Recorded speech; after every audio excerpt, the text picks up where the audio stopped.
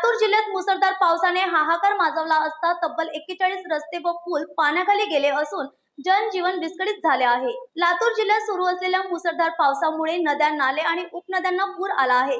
तब्बल 41 रस्ते व पूल पाण्याखाली गेले असून अनेक गावांचा संपर्क तुटला आहे।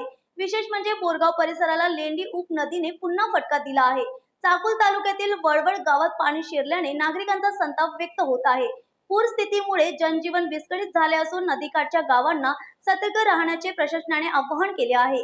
जनावरे सुरक्षित स्थळी हलवण्याचे आदेश दिले असून कोणत्याही परिस्थितीत पूल, नाले व नदीपात्र ओलांडू नये अशी कडक सूचना देण्यात आली आहे। शाळकरी मुलांना नदीकाठी जाण्यास मनाई केली असून घराबाहेर असलेल्या नागरिकांनी सुरक्षित स्थळी आश्रय घ्यावा असे प्रशासनाने सांगितले आहे। परिस्थिती गंभीर असून जिल्हा प्रशासनाकडून सतत लक्ष ठेवण्यात येत आहे।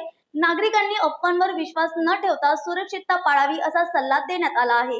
न्यूज एक्सप्रेस साठी लातूर वरून सलीम शेख यांची रिपोर्ट। पार बेटापासून कमीत कमी 2-2.5 किलोमीटरच्या तिथून पाणी येते आणि ही 4थी-5वी वेळ आहे। हे ढगफुटी झाले, एका लेकरा फळाचं सगळं पाणी लोका तिकडे बघा तुम्ही, आणि तिथं पुरा नाले असा आडवा पाणी आला आणि लोकांच्या घरांना पाणी गेले। आणि एवढा इथं हे चौका इथं आडते ती दुकान पुढे ग्रामपंचायतीनं हटकन बांधले चौका तिथं।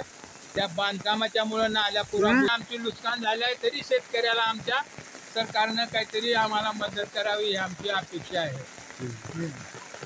बरं झालं हे काय पाणी किती अजून किती पाणी आहे की काय नाही की घरात भांडे सगळे भिजायची वेळ आली आमची।